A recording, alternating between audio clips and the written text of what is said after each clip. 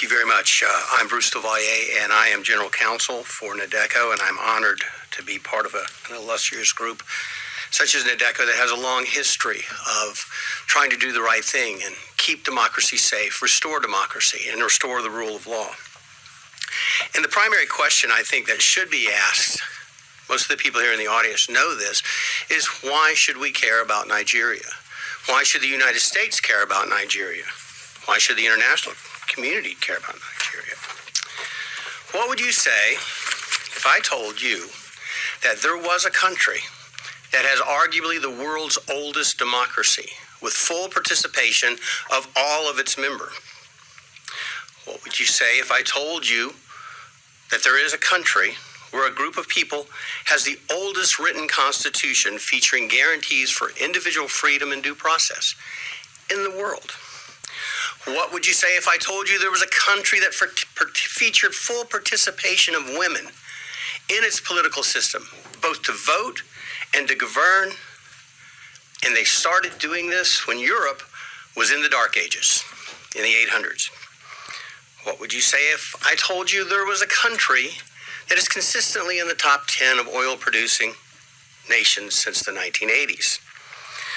What would you say if I told you this same country has never been openly antagonistic or antagonistic to the United States, has never been an enemy of the United States, in fact, has never been an enemy of the West? What would you say if I told you this very same country has the greatest number of doctors living in the United States of America per capita than any other nation in the world? More than England, more than Russia, more than Germany. What would you say if I told you that 29% of the immigrants from this country over the age of 25 hold a graduate degree, when you compare that to 11% of the population of the United States over the age of 25 holding a graduate degree? This country has almost 3 times more people holding graduate degrees here in the United States, contributing to our economy and our well-being and our security.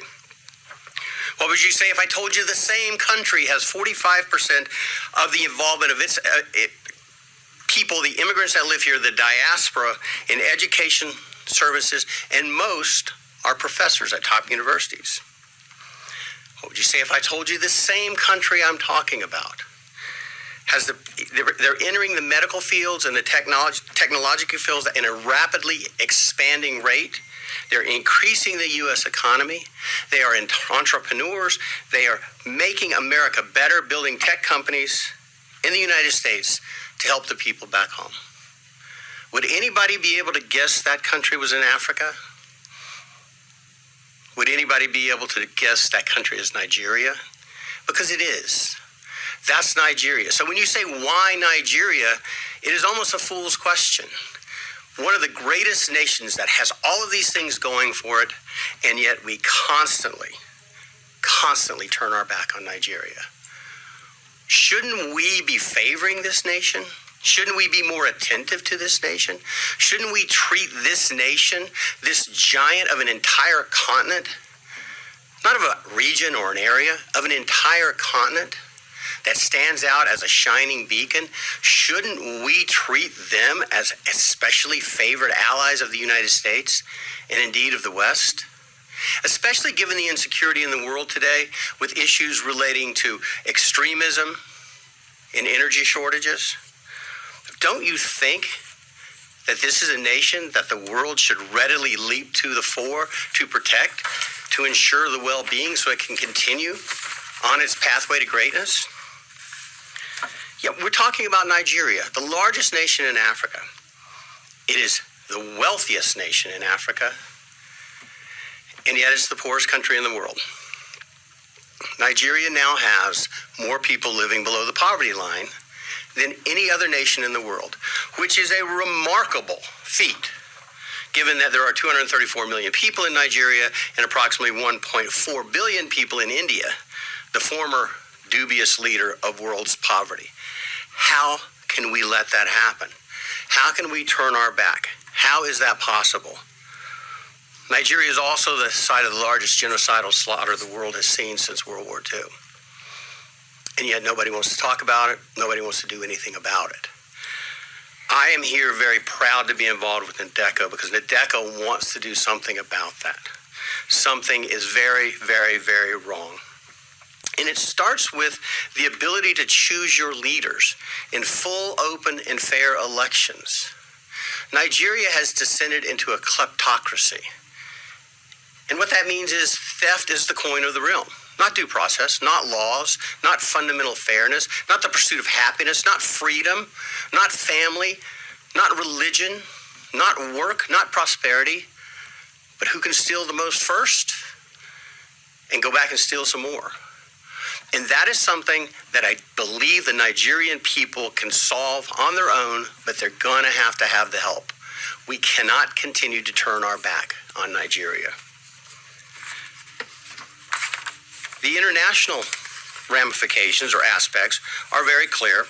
Article 25 of the International Convention on Civil and Political Rights, which was adopted in 1966, became law and active in 1976, was adopted by the United States in 1992 and by Nigeria, fully adopted, says that every citizen shall have the right and the opportunity, without any of the distinctions mentioned in Article 2 and without unreasonable restrictions, to take part in the conduct of public affairs directly or through freely chosen representatives, and to vote. This treaty signed by Nigeria and by the United States, and by the way, in the United States, when we sign a treaty, it becomes the law of the land with certain restrictions. So the United States has to comply with this. Nigeria has to comply with this international edict. It is as fundamental as any human right. And let me quote the UN, the Covenant 25 says, to vote and to be elected at genuine periodic elections, which shall be by universal and equal suffrage and shall be held by secret ballot, guaranteeing the free expression of the will of the electors. That's why this is important. We have a violation of international law that rises to a violation of human rights, and we all know the human rights violations that follow. And it's by a nation that we should hold in special favor, we should hold more closely, that we should take better care of. The fact of the matter is that what was supposed to happen, and again, we are not partisan, NDECO is not partisan, but it appears as though the process, and that's what nations, that's what a democracy is. That's the greatness of America, is the process. It's not the people, it's the process. It's not the result, it's the process. How our government works, how our elections work. And the process of this election in the 2023 Nigerian presidential elections appears to be fundamentally flawed. We believe, NDECO believes, that the February 25 to 26, 2023 election, the results, the hasty announcement of the results, are fundamentally at odds with the Nigerian election laws. And as Dr. Ogebi said very clearly, they didn't just violate rules, they violated their own laws. INEC glorified their efforts to make this the cleanest, the purest, the most transparent and fair election in Nigerian history, in African history.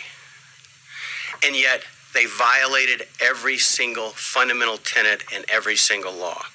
They instituted the Bimodal Voter Accreditation System. You've heard about that, the BVAS. All that is, make no mistake about it, there's a lot on the internet that seems to, people want to believe that when you voted with the BVAS, that recorded your vote, and your vote was sent somewhere, and it went to a server, and it was tabulated, and somehow Tinubu or the APC were able to hijack that electronic signal. That's not what happened. It was more pernicious than that. It was more old-fashioned than that. All the BVAS does was gave you two modes of identification, both your card, you put your voting card, your PVC in, and it also did your fingerprint and face identification. But it failed. And the reason BVAS was important is so that people couldn't vote more than once. Vote early, vote often. The reason it's important is so people could not vote that had fake cards. And on the issue of the PVC cards, INEC announced, this is INEC themselves, said that there were 87.2 million PVC cards collected. That was out of 93 million registered voters. So approximately 6 million people were registered. They just didn't bother to get their voting card. No one knows why. It just happens. But what's fascinating is, if you consider it true that 87.2 million people had PVC voting cards and could have voted,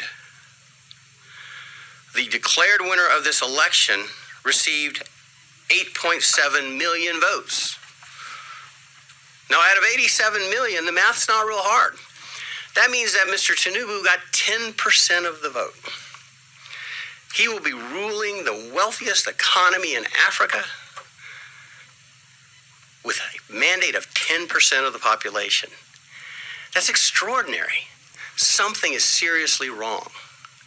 Something is seriously wrong. Additionally, we believe that what has to happen, and why we're here today, and NADECO is leading the charge, we believe that INEC has to prove itself. It has to prove the results it announced were true and were real. There are 176,600 polling stations. That's a lot of polling stations. INEC's rules required each polling station to collect the votes, count the votes, and they do it the old-fashioned way. They get the paper votes, they count them. They put them in stacks for each of the primary candidates. They were to gather those results, publish the local results, and then transmit the results, and ultimately they would go to Abuja and be certified. Well, what happened was they published some of the results early on, and then they took them down. And so what they have is something that looks a little bit like this, scribbling, when it used to look like this, where it was written. Someone didn't like the results. That's what appears to have happened. Dr. Ogebe observed it happening. So what we have is vote rigging, vote buying, and bribery. So despite INEC's efforts, nothing good happened. And we're back to the same old thing, the same old efforts. So what do we do? What do we do in the United States? What do we do as members of the diaspora? What do we do as international attorneys or international law folks? What do we do to ensure democracy can thrive? That the promise of 1960 can come true again, hopefully. Well, we are asking that INEC throw open the curtains and let the full light of truth come in to prove the transparency and the veracity of the results they've announced. If the results are true, they should be able to prove it. It is absolutely not extraordinary to ask them to prove it. Show me your math. We've all gone to school. Show me your math. You've got a number. Show me how you got to that number. Prove what you did. There can be no debate that the initial investigations indicate that they were savaged. The rules were savaged. The rights of the electorate were savaged. It was polluted by blatant and widespread corruption. As Dr. Lloyd said, the four horsemen of democracy's doom, bribery, intimidation, insecurity, and vote rigging, appeared to trot and run roughshod all over the nation. They were harnessed to skew the results. We, NADECO, call upon the people of Nigeria to act peacefully, but to demand that proof be provided to them, that INEC prove the results they've announced. We also call upon the international community to join together with the Nigerian judiciary in a concerted effort to condemn and set aside the hastily announced results and instead proceed with the solemn seriousness this deserves. Again, one of the world's great nations is at peril here, continues to be at peril here. We need to make sure we don't continue to turn our back on Nigeria. And what we're asking for is very simple. Prove to us. Prove. NADECO says prove to us that if there is a Nigeria and there is a democracy in Nigeria, that it was arrived at lawfully and in accordance with the rule of law. The continuation of power by the ruling party is a wholesale disenfranchisement of Nigeria without more. That is little more than a dictatorship. And it's a new dictatorship. But it is nonetheless a dictatorship because it's imposed apparently against the will of the people. And we believe the will of the people of Nigeria must be preserved, it must be sanctified, and it must be held with the most solemn of regard. This event is designed to lead a global call to action, to address INEC's duplicity, and to make sure that the truth is told, and that what happened is exposed, and the next steps can be taken. And I, for one, I know there's a lot of skepticism. I've appeared in this, well, a few rooms over a few years ago on the Uzodinma issue. I was involved in drafting briefs that were filed there. The Nigerian judiciary cannot always be relied on to do the right thing in elections. But I take a little bit of hope. You've got to be an optimist. You have to be an optimist. Because your faith in God and your love for your country and your love for your family, you got to be an optimist. The Nigerian judiciary showed us they have the ability to disregard what INEC says and chart their own path toward justice. Now, we may disagree with what they did with Uzodinma. Certainly, Ihedioha did, disagrees, and my clients did, but they have that ability. So the Nigerian judiciary, there's a small spark of hope. Their recent ruling to free Mazi Nnamdi Kanu and to impose a substantial fine of 1 billion naira for his wrongful retention, that gives you hope. I believe the Nigerian judiciary can do the right thing. But if they don't, we also believe that the international community has a burden. It's far too long disregarded the great Nigeria. We cannot turn our back. The will of the people of Nigeria must be preserved. Thank you.